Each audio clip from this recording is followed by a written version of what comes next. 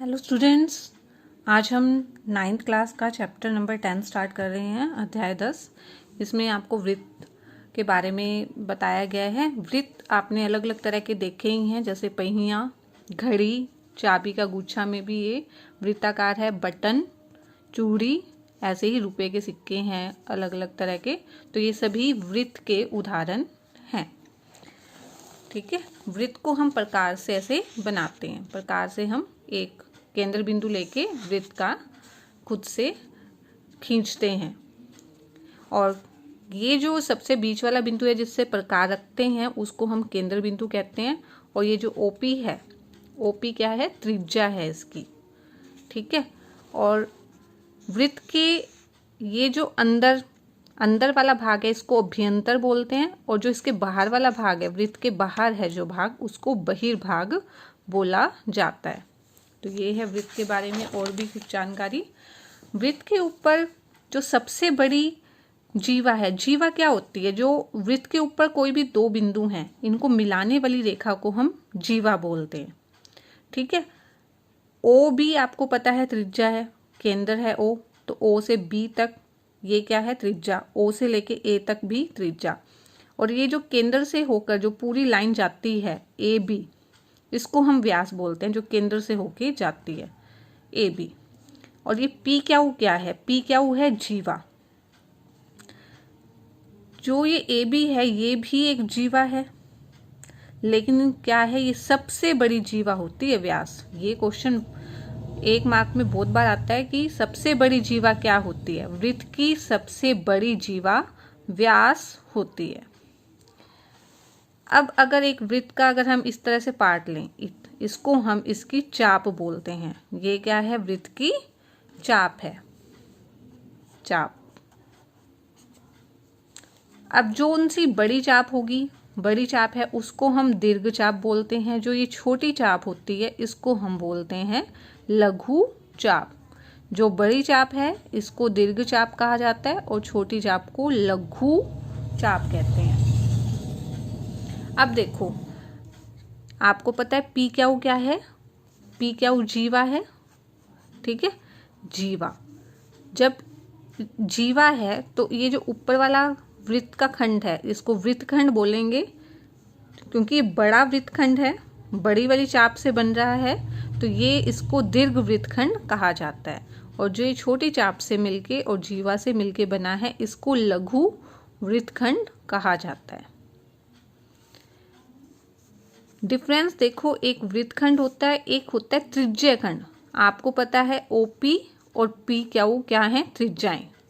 OP, O Q, O Q त्रिज्याएं हैं, यानी जो त्रिज्याओं से मिलकर बना है पार्ट, और वो त्रिज्य खंड कहलाता है, जो त्रिज्याओं से मिलकर बना है। वृत्तखंड जीवा से और चाप से मिलकर बना है, और त्रिज्य खंड किससे बना है? त्रिज्याओं और चाप से। ठीक है, इसमें त्रिज्या तभी वर्ड यूज किया है, त्रिज्य खंड। और जो छोटा पार्ट है इसको लघु त्रिज्य खंड, और जो बड़ा त्रिज्य खंड है उसको दीर्घ त्रिज्य खंड कहा जाता है। अब हम करेंगे प्रश्नावली 10.1 में खाली स्थान और सत्य असत्य ही हैं, तो हम ये बुक से ही कर लेंगे। फर्स्ट का फर्स्ट पार्ट है वृत्त का केंद्र। वृत्त का जो केंद्र होता है वो वृत्त के डैश में स्थित है। बहिर्भाग में होता है कि अभ्यंतर में? जो वृत्त का केंद्र है, जैसे ये क्या है? वृत्त का केंद्र है, तो ये वृत्त के अंदर है, यानी अभ्यंतर में है, तो ये इसका आंसर आ जाएगा अभ्यंतर। वृत्त का केंद्र वृत्त के अभ्यंतर में स्थित है। एक बिंदु जिसकी वृत्त के केंद्र से दूरी त्रिज्या से अधिक हो, एक ऐसा बिंदु जो जिसकी वृत्त के केंद्र से दूरी, अगर हम इस क्वेश्चन को बनाएं,